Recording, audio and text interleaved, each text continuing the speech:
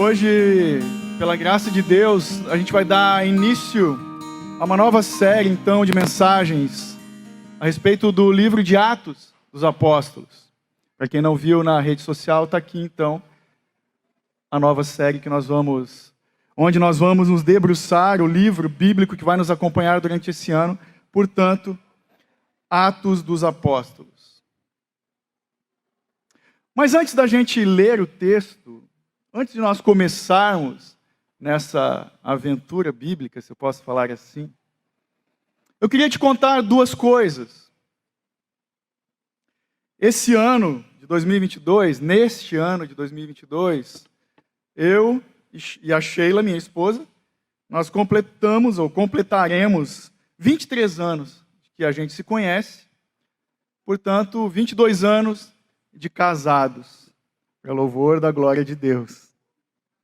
Por que eu estou dizendo isso? Porque a gente estava comentando essas coisas lá em casa, nessa semana, e o Mateus, que é o nosso filho mais novo, lá na cozinha, ele perguntou para a Sheila: mãe, o que foi que te chamou a atenção quando você viu o pai? E ela respondeu, muito bondosa, muito amável: primeiro o rosto, disse ela, depois o papo. Você deve imaginar que há mais de 20 anos atrás eu tinha cabelo, né? Então ficava mais fácil de se agradar. Não que eu seja feio hoje, ela continua me elogiando. E a conversa acho que continua boa, porque a gente está casado há tanto tempo. Ela continua rindo das minhas piadas. Mas a partir disso, você já parou para pensar de quando as pessoas olham para a igreja de Cristo Jesus, o que será que mais chama a atenção delas? Será que é a aparência da igreja, a beleza estética da igreja? Eu te falei que eu ia te contar duas coisas. Tem uma segunda coisa que eu vou te contar. Essa semana, eu voltei para a academia. E chegando lá, tinha um instrutor novo. E ele, conversando, aquela coisa, né? Ele me perguntou a respeito do meu trabalho. O que você faz da vida? Eu respondi prontamente: sou pastor da Igreja Vertical, lá na rua São Paulo, fica perto do Clube Ipiranga, assim, assado. E no meio da conversa, ele parou, me interrompeu e perguntou o seguinte: vocês fazem ação social lá? Eu, sim. Respondi: claro que sim. Eu te pergunto de novo: quando os não cristãos olham para a igreja de Cristo Jesus, o que você acha que chama mais atenção deles? A aparência da igreja? A estética da igreja? Ou o discurso da igreja, talvez? Não, nada disso. O que chama a atenção das pessoas, o que elas olham principalmente, é aquilo que nós, a igreja, fazemos. É aquilo que a gente faz. Então eu respondi para ele: sim, nós temos um departamento de ação social, ele está crescendo, nós temos pessoas envolvidas, engajadas, assistimos algumas famílias da igreja. Mas enquanto eu falava, eu me dei conta e eu pensei: mas ser igreja não é definido por aquilo que nós fazemos. Ser igreja é definido por aquilo que Cristo fez por nós. Então, a partir dessa verdade, nós vamos ler o livro de Atos. Isso eu entendo que é fundamental para nós entendermos o livro de Atos. Porque nas suas páginas nós vamos encontrar a promessa de Deus e a missão de Deus para a sua igreja. A igreja que não é nossa, ela não pertence a nós. A igreja pertence a Deus. Porque nós não fazemos uma igreja, nós não fizemos nem fundamos uma igreja. Deus é que faz de mim e de você a igreja dele. Eu perdi uma grande oportunidade de ter respondido para aquele instrutor o seguinte: em vez de falar o que nós fazemos, deixa eu te contar o que Jesus fez por nós. Então, a partir disso, com isso em mente, eu peço que você abra sua Bíblia no livro de Atos dos Apóstolos. E você vai ler comigo no capítulo 1, os versos do 1 até o 11. Peço que você que encontrou o texto se coloque de pé, mais uma vez, para nós lermos com reverência a palavra de Deus. Atos, portanto, Atos capítulo 1, dos versos 1 até o 11. E assim nos dizem as Sagradas Escrituras. Fiz o primeiro relato, ó Teófilo, acerca de tudo o que Jesus começou a fazer e a ensinar, até o dia que foi elevado ao céu, após ter dado orientações pelo Espírito Santo aos apóstolos que escolhera. Depois de ter sofrido, apresentou-se vivo também a eles com muitas provas incontestáveis, aparecendo-lhes por 40 dias e falando das coisas referentes ao reino de Deus. Enquanto participava de uma refeição com eles, ordenou-lhes que não se ausentassem de Jerusalém, mas que esperassem a promessa do Pai, a qual disse ele: de mim ouvistes. Porque, na verdade, João batizou com água, mas vós sereis batizados com o Espírito Santo dentro de poucos dias. E os que se haviam reunido perguntaram-lhe: Senhor, é este o tempo em que restaurarás o reino para Israel? Ele lhes respondeu: não vos compete saber os tempos ou as épocas que o Pai reservou por sua autoridade, mas recebereis poder quando o Espírito Santo descer sobre vós, e sereis minhas testemunhas, tanto em Jerusalém, como em toda a Judéia e Samaria e até os confins da terra. Depois de dizer essas coisas, ele foi levado às alturas, enquanto eles olhavam, e uma nuvem o encobriu de seus olhos. Estando eles com os olhos fixos no céu, enquanto ele subia, apareceram junto deles 2 homens vestidos de branco, que lhes disseram: homens galileus, por que estáis olhando para o céu? Esse Jesus, que dentre vós foi elevado ao céu, virá do mesmo modo como o vistes partir. Amém. Vamos orar mais uma vez? Senhor, muito obrigado pela tua bendita palavra, pelo Santo Espírito que nos traz a iluminação, pelo Evangelho de Cristo, a verdade que nos liberta, mas também a palavra que nos confronta e nos consola. Pai, que o Senhor seja exaltado durante essa e todas as exposições do livro de Atos dos Apóstolos, e que cada um aqui, nós, enquanto ouvintes, nós, de fato, como disse Tiago, nós venhamos a nos tornar praticantes da tua palavra, e não somente ouvintes, para louvor da tua glória, em nome de Jesus. Amém. Obrigado, você pode se sentar.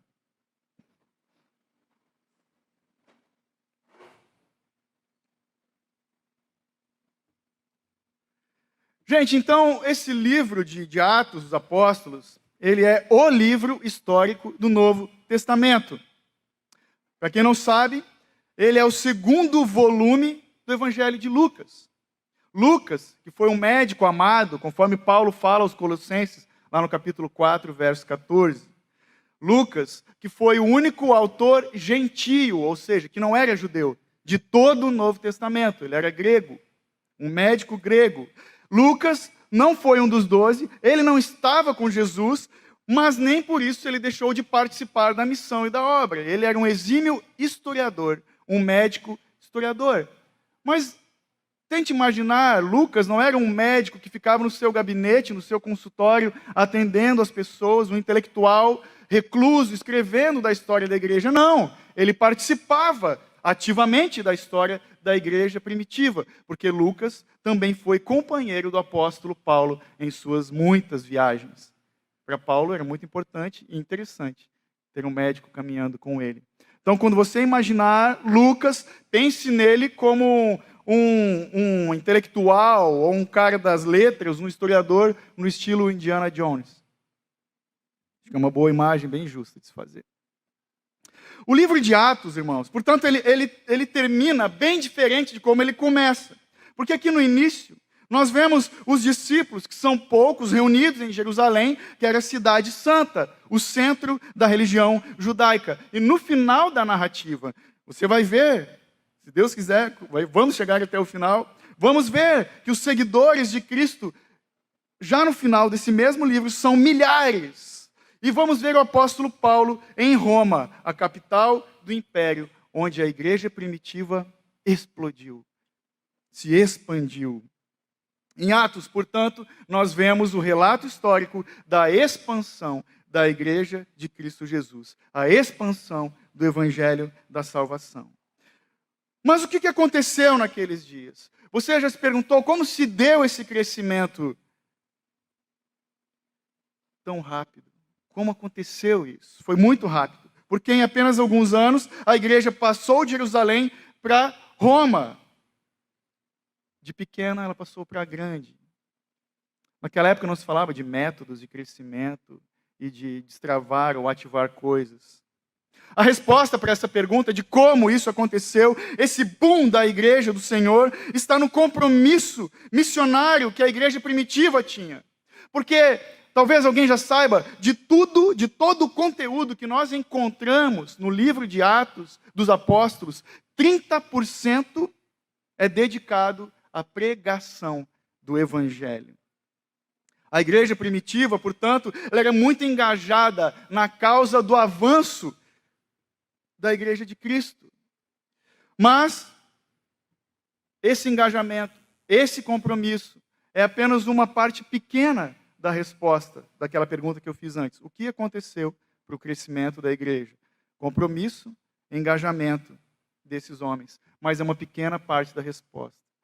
Porque, na verdade, por trás deles, na frente e do lado, estava o Espírito Santo de Deus, conduzindo todas as coisas. Foi o Espírito Santo que acrescentou o número de discípulos daquela época. Foi o Espírito Santo que guiou a igreja de Jerusalém pelas principais cidades do império, até chegar em Roma. É o Espírito Santo quem operou e opera e continua operando o crescimento, o comprometimento, o engajamento da igreja do Senhor. Mas aqui Lucas, antes dele apresentar o crescimento da igreja, nesse seu segundo volume, Atos é o segundo volume de Lucas, ele nos coloca de novo diante do dono e do salvador da igreja.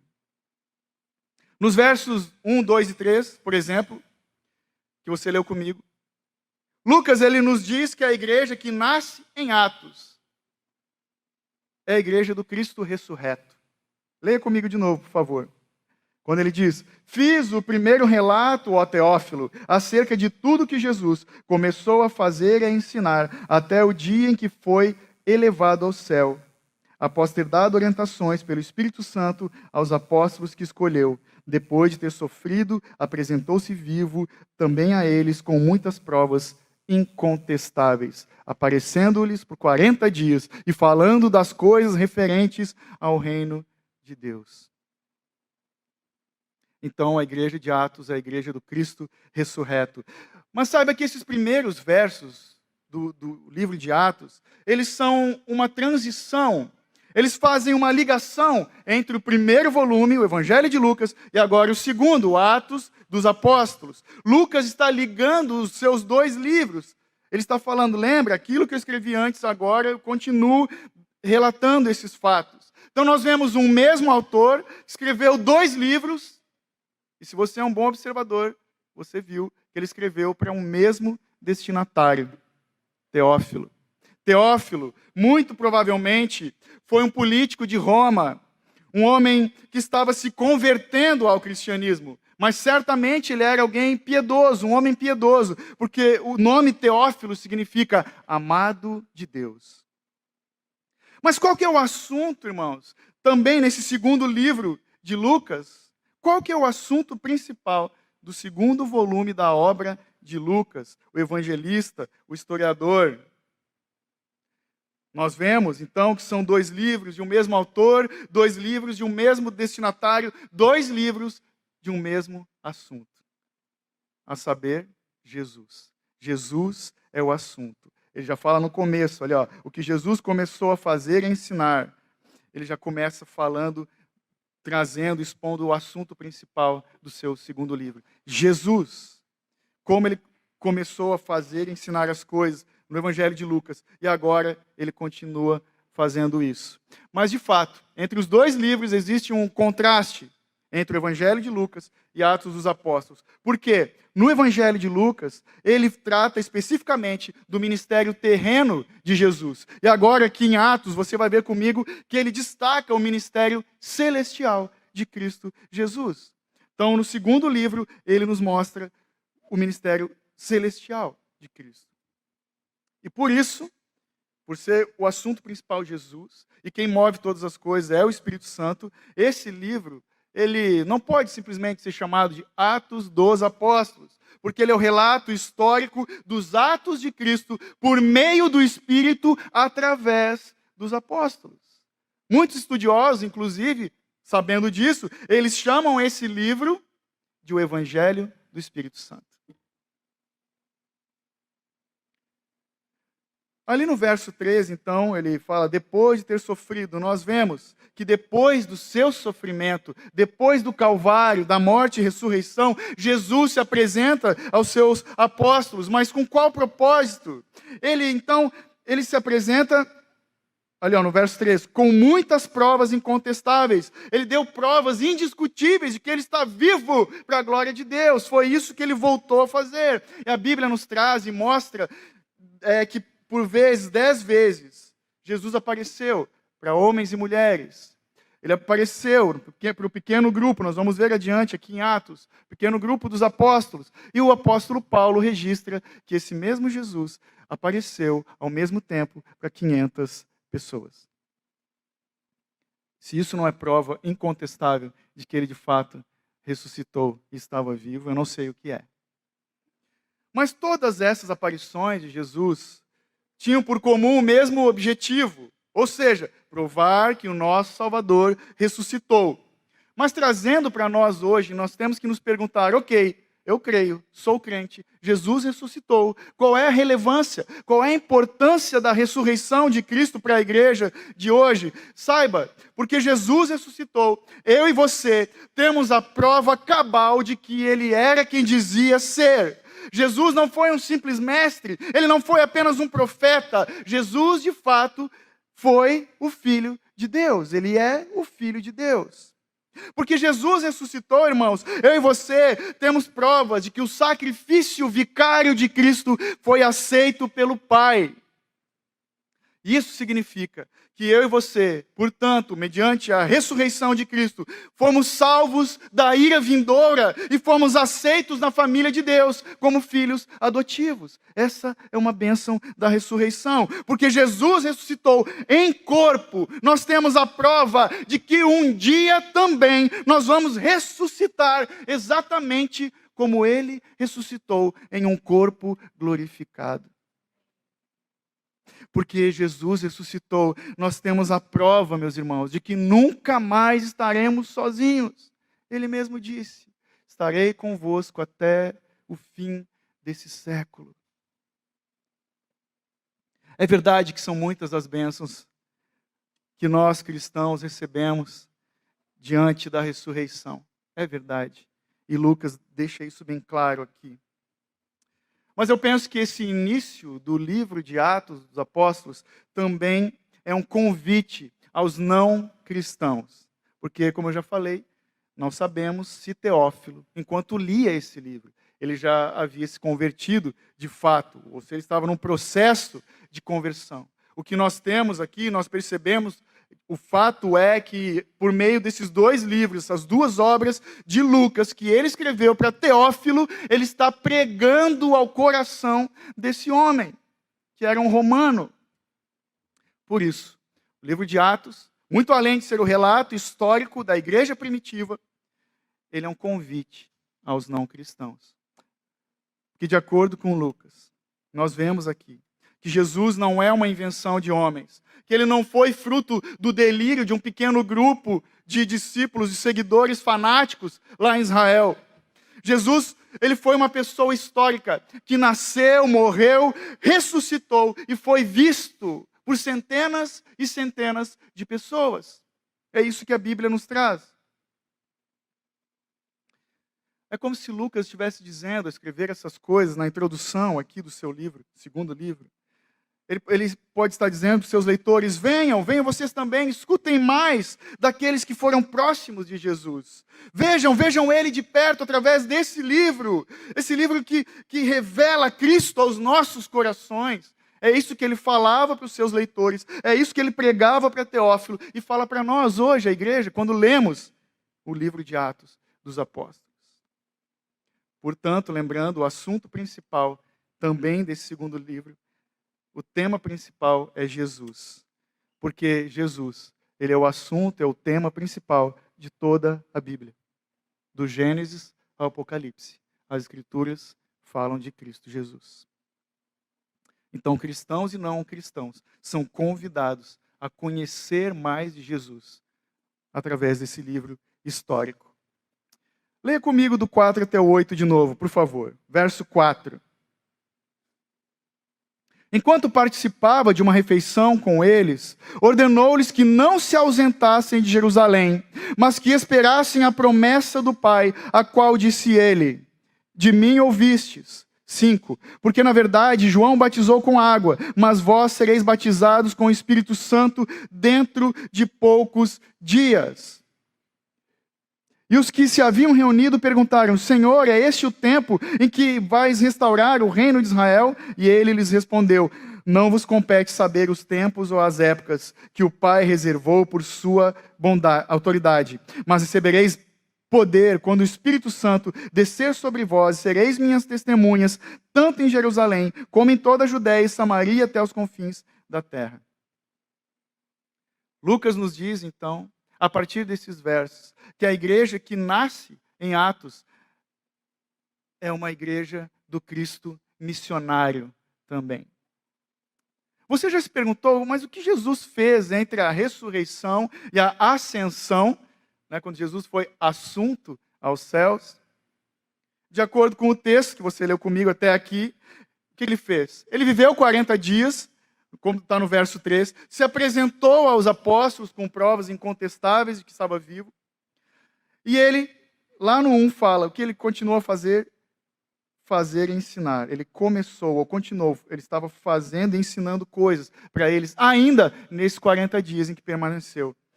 Mas o que exatamente ele estava fazendo e ensinando?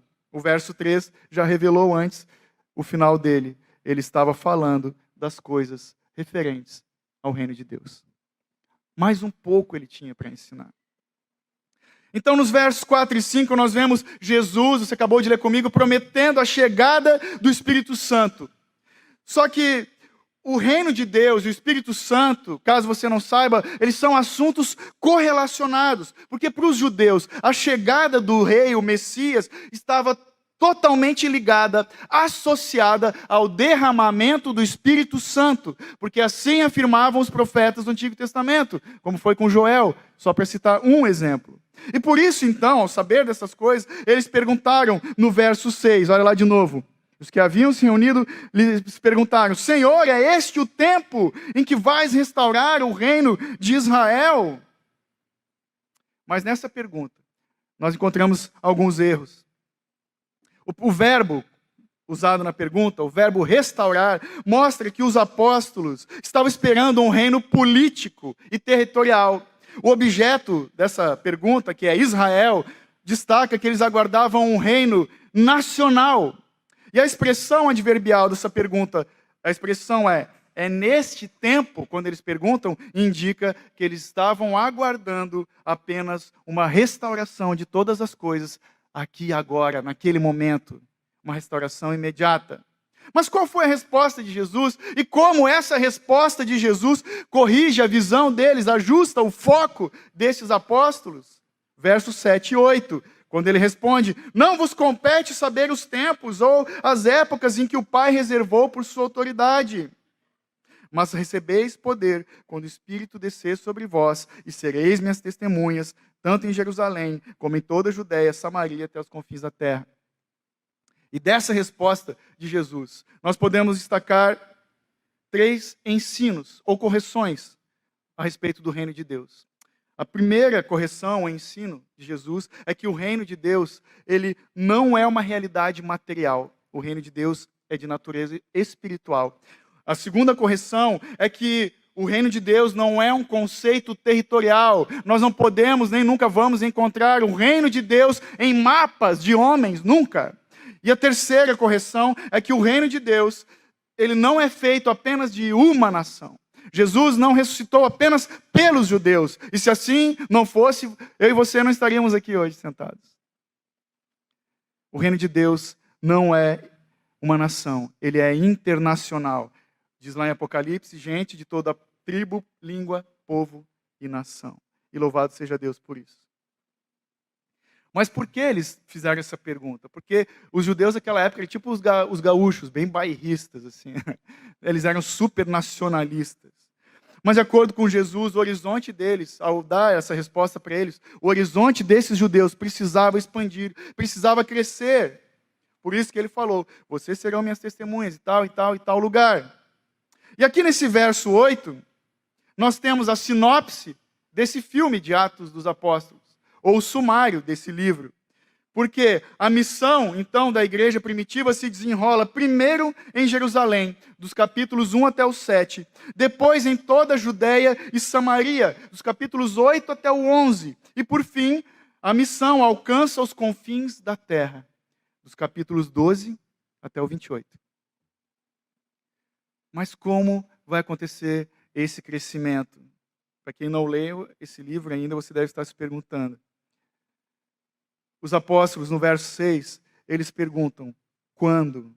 Quando eles fazem a pergunta, é esse o tempo? Eles fazem uma pergunta temporal de quando, e Jesus responde, como? Eles perguntam quando vai se estabelecer o reino de Deus, Jesus responde, como? No verso 8, vocês receberão poder. Mas que poder é esse?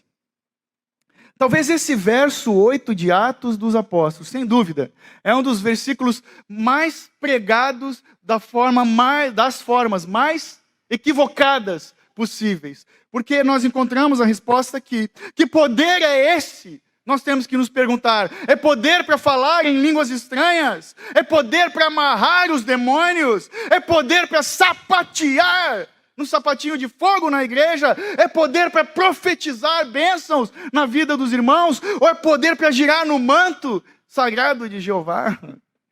É um poder para a gente ser o super saiyajin gospel? Não. Eu tenho que contextualizar as minhas piadas, os jovens entenderam essa. Goku, Dragon Ball. Não, irmãos. O próprio verso traz a resposta. Vocês vão receber poder para serem minhas testemunhas. E a palavra testemunhas no original é martírios. Ele está falando, vocês vão receber ousadia para pregar e, se preciso, morrer por amor do evangelho. Na Judéia, na Samaria, em todos os lugares, até os confins da terra. Poder para sermos testemunhas. É por meio do Espírito Santo que eles vão de Jerusalém para a Judéia, para Samaria, e eles alcançaram os confins da terra. Nós vemos um crescimento gradual, operado pelo poder do Espírito Santo, não pela força de homens. Portanto, é um poder para capacitação da igreja primitiva e para a expansão do Evangelho, portanto, do reino de Deus. Amém? Então, a partir disso, dessa verdade, nós entendemos que o reino de Deus, ele não vai aumentar por ações de homens ou de soldados, mas por testemunhas, ações de testemunhas. O reino de Deus não vai crescer a partir de uma declaração de guerra, ele vai crescer através de uma mensagem de paz. A mensagem de paz que é o evangelho da cruz, que é o poder de Deus para todo aquele que nele crê. Então o reino de Deus, ele não vai ganhar o mundo por meio de forças ou das armas. Ele vai chegar até os confins da terra, aqui nesse livro de Atos, através da obra poderosa do Espírito Santo de Deus. E chegou até as nossas vidas, pelo poder do Espírito Santo em nossos corações. Chegou. Mas é importante, diante desse relato, nós fazermos a pergunta, como? Porque a Bíblia nos chama para a responsabilidade o tempo todo. Como eu e você, como nós podemos fazer parte dessa missão? Como nós podemos fazer essa missão expandir? Como eu e você podemos alargar, expandir o reino de Deus por todas as nações da terra? Eu trago aqui algumas sugestões. Primeiro, a partir do livro de Atos, nós precisamos, como esses irmãos, desenvolver um coração missionário ou missional. Quando ele diz no verso 8, sim, que é muito importante, vocês vão ser minhas testemunhas em Jerusalém, na Judéia, Samaria e até os confins da terra. Hoje, para a gente, isso aqui não diz muita coisa. Saiba, esse verso não nos causa o mesmo impacto que causou na vida daqueles homens, os discípulos, quando Jesus falou isso para eles. Por quê? Por que foi impactante para eles? Porque a partir do que Jesus está falando, eles estão sendo chamados a pregar em Jerusalém, a cidade que prendeu e matou o seu Senhor Jesus. Eles foram convocados a pregar na Judéia, onde eles e Jesus já haviam sido rejeitados. Eles estão sendo enviados por Cristo aos samaritanos, aquele povo que os judeus consideravam de terceira classe, porque eles eram misturados, judeus mestiços. E eles foram enviados aos confins da terra a pregar para povos estrangeiros e pagãos. Irmãos, esse verso 8, naquele contexto, foi uma revolução espiritual, mas ela trouxe consequências sociais para aqueles homens e étnicas também, para a glória de Deus. Por isso, eles precisavam de um coração missionário, ou seja, um coração maior, um coração internacional, uma visão mais ampla do reino de Deus. E é o que nós precisamos hoje também. Porque nós não podemos simplesmente orar e cuidar e pregar para os nossos filhos em casa. Nós não podemos nos preocupar simplesmente com o Brasil. Nós não devemos pregar somente para aqueles que nós amamos. Temos que sair da nossa zona de conforto. O nosso coração também precisa crescer. Nós precisamos orar por outros povos. Precisamos nos preocupar com as nações. Sim, nós devemos ir ou enviar as pessoas para os lugares mais distantes e esquecidos do mundo. Isso aqui não é fora da nossa realidade. Você vê na internet, você olha no seu celular e percebe, o Afeganistão hoje é o maior país de perseguição. Estão matando cristãos, não é mais a Coreia do Norte, é o Afeganistão. Mas não precisamos ir tão longe assim. Esses dias, conversando com um pastor amigo meu de Porto Alegre, ele me contou, ele fez um estudo, que somente ali no estado do Rio Grande do Sul, logo aqui do lado, no Rio Grande do Sul, existem pelo menos 8 cidades onde não existe nem uma igreja. Nem Assembleia de Deus. Nenhuma igreja. 8 cidades. Só que para cumprir essa missão, nós também precisamos de um compromisso radical com o testemunho do Evangelho. E a partir disso, o pastor e comentarista Kent Hughes, ele oferece uma sugestão para facilitar a missão. Ele faz uso de 3 palavras do grego, logos, ethos e patos. E essas palavras traduzem o pensamento e a dinâmica dos apóstolos naquela época, né, na missão.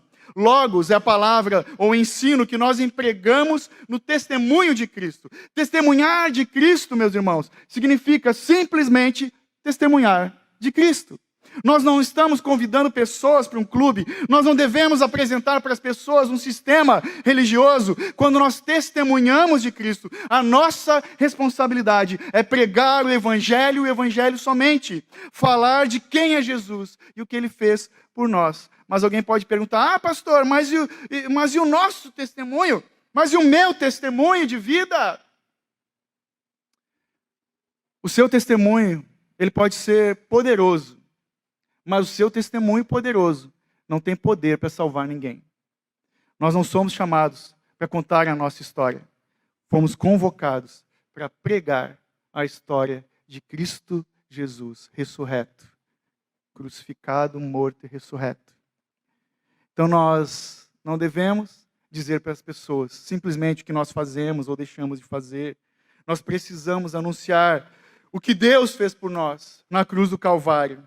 Por isso, sabiamente, o apóstolo Pedro, lá em 1 Pedro 3,15, ele fala: estejam sempre preparados para responder a qualquer que lhes pedir a razão da esperança que há em vocês. 1 Pedro 3,15.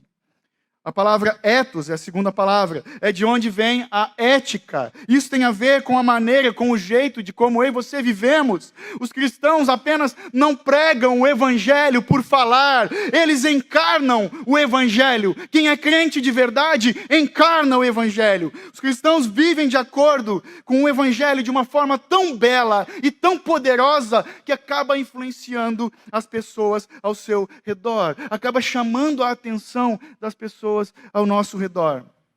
A terceira palavra na missão é patos, que é a paixão que nós precisamos ter na nossa pregação. A paixão. E aqui mesmo no livro de Atos, nós vamos ver lá na frente um Pedro radiante, cheio do Espírito Santo, proclamando o evangelho com paixão. Vamos nos deparar com Estevão, o diácono, que morreu apedrejado enquanto pregava com fervor o evangelho de Cristo. Vamos ver Paulo, por final, pregando em lugares diferentes, sofrendo açoites, escárnio, dor, mas pregando com fidelidade e amor e uma paixão ardente em seu coração, o evangelho da cruz de Cristo.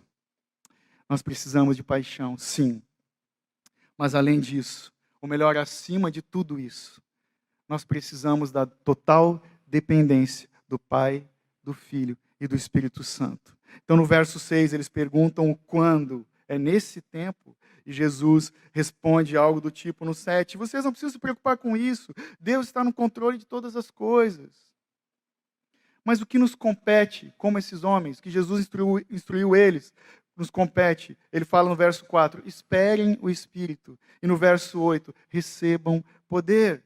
Então, veja, Jesus usou o verbo esperar. Ele não disse fabriquem poder. Ele não ordenou que aqueles homens inventem um avivamento ou avivamentos, não.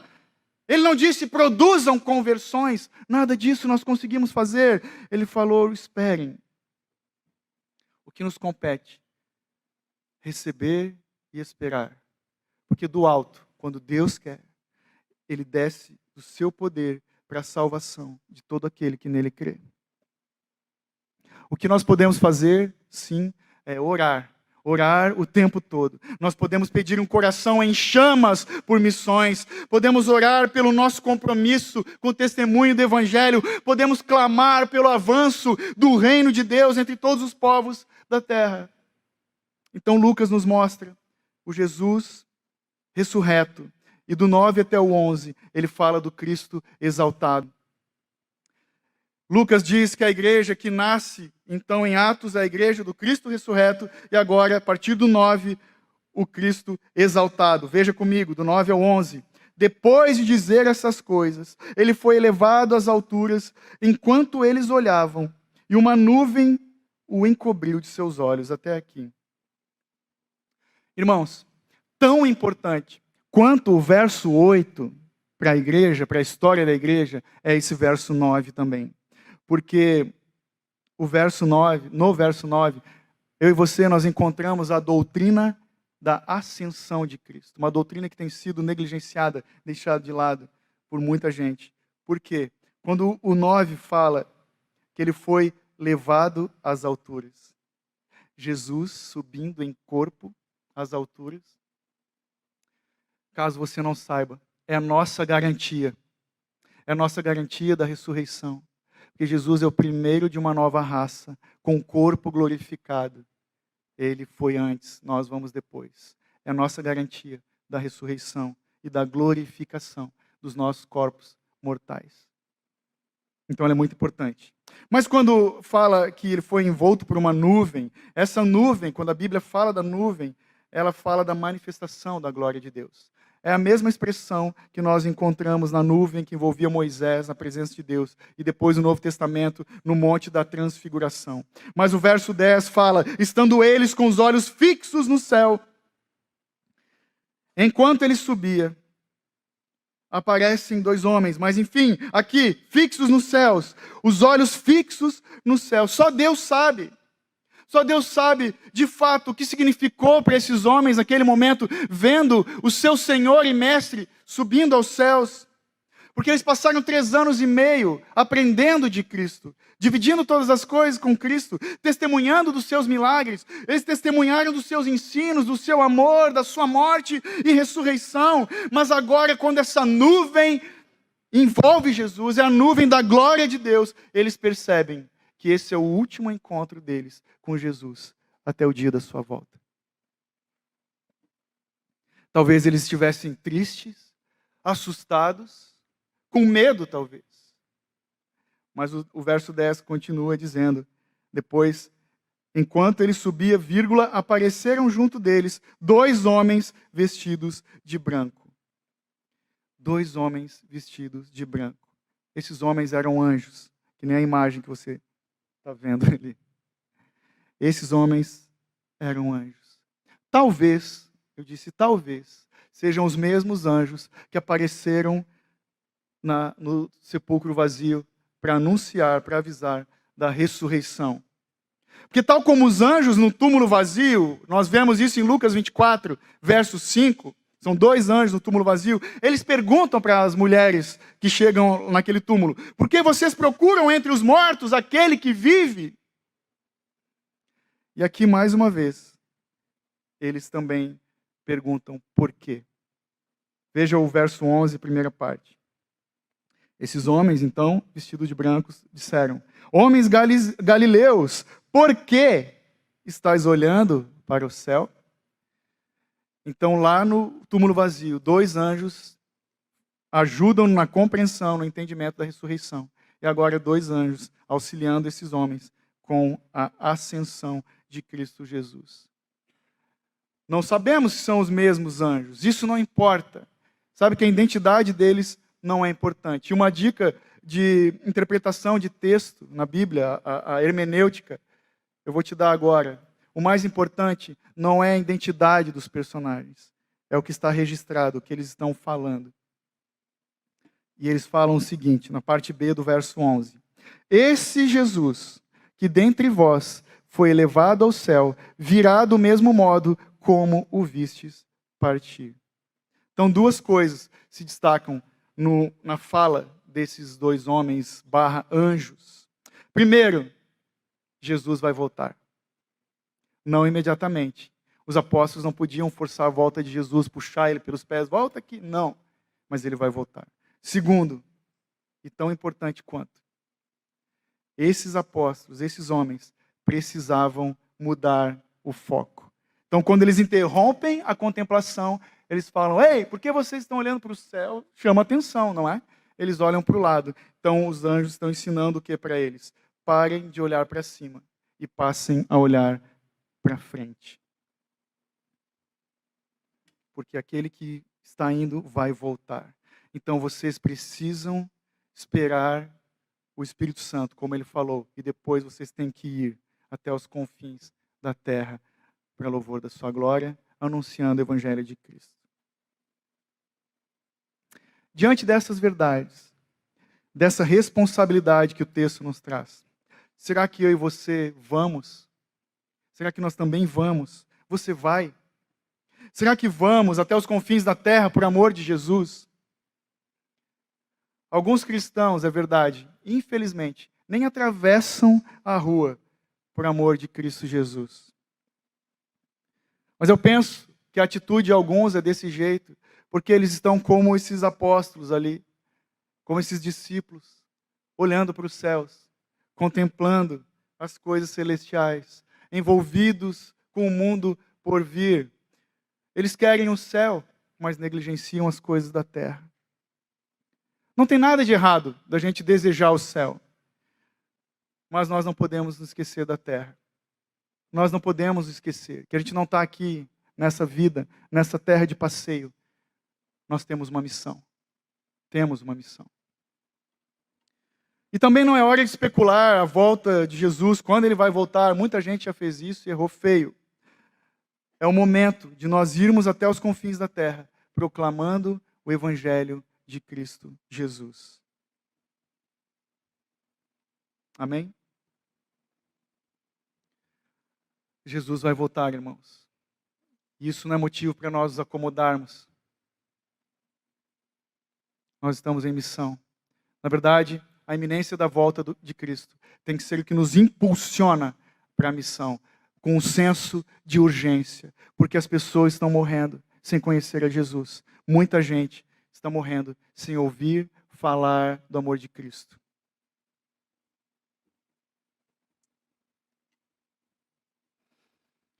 Tudo o que Jesus fez para que se cumprisse a história de Deus já foi feito. Só falta uma coisa: ele voltar. Para concluir a história de Deus na terra, só falta ele voltar.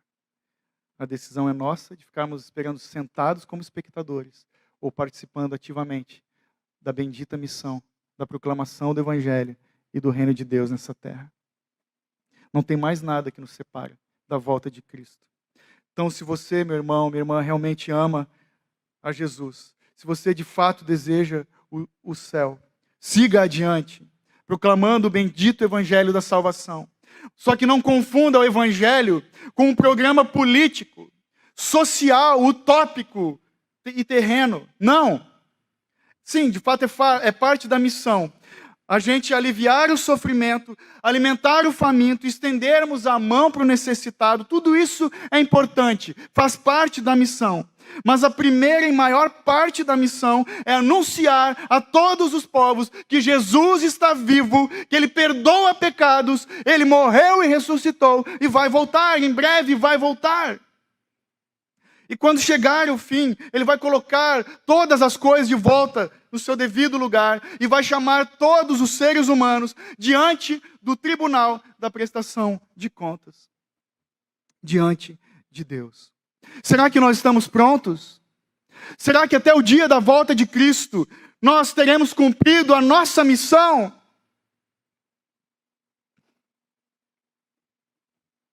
Alguém pode estar pensando: mas eu preciso de ajuda. E é verdade, não é o que nós fomos chamados a fazer sozinhos. Eu te pergunto, você quer ajuda para a missão? Você já tem. Cristo já enviou o Espírito Santo como nosso consolador e o nosso guia para toda boa vontade de Deus. Você quer ajuda? O Cristo exaltado está à direita do Pai, intercedendo por nós. Eu não sei de todas as petições, de tudo que Jesus leva ao Pai, mas uma petição dele eu tenho certeza, que ele clama pelo avanço do reino de Deus na terra. Então, que nós façamos a obra do Senhor com a ajuda de Cristo, exaltando, Cristo exaltado no poder do Espírito, pelo louvor da glória de Deus. O que nos cabe, então, é não baixar a cabeça, é não negar que temos uma missão. A missão de anunciá-lo a todos os povos no poder do Espírito, para a glória de Deus. Mas, infelizmente, alguns cristãos apenas assistem à missão. Se contentam em ir de domingo a domingo num culto, ouvir, receber a palavra e nada fazer durante a semana. Vai, come do pão e não compartilha. Vai, recebe, não divide com ninguém. Mas outros, graças a Deus, se envolvem tanto na missão que a sua própria história se mistura com a história da missão, como foi no caso de Tertuliano, um dos pais da igreja primitiva, que escrevendo lá no 3º século, para defender o avanço da igreja, ele fala para os romanos o seguinte: nós nascemos ontem, mas já tomamos o mundo inteiro de vocês. Cidades, vilas e ilhas são de Cristo. Palácios, tribunais e fazendas pertencem ao Senhor. Tribos, povos, senadores e juízes, todos se curvam diante dele. Qual é a perseguição que poderá nos impedir? Ele conclui dizendo: o sangue dos mártires é semente da igreja. Então, quanto mais cristãos morriam naquela época, mais a igreja crescia para a glória de Deus. Já se passaram mais de 2000 anos de história. E por que não de novo? Por que não hoje? Por que não eu? Por que não você? Por que nós não deixamos nosso compromisso superficial com a obra de Deus? Por que nós não abandonamos uma vida cristã morna que muitos de nós levam para assumir uma vida cristã ativa, vibrante, empolgante para a glória de Deus. Meu desejo é que durante as mensagens do livro de Atos dos Apóstolos, meu desejo é que o Senhor nos ajude não apenas a assistirmos, mas a cumprirmos a nossa missão, mesmo que às vezes seja em sofrimento e dor, que através de nós, Jesus seja conhecido, desejado e amado por todas as nações da terra. Amém.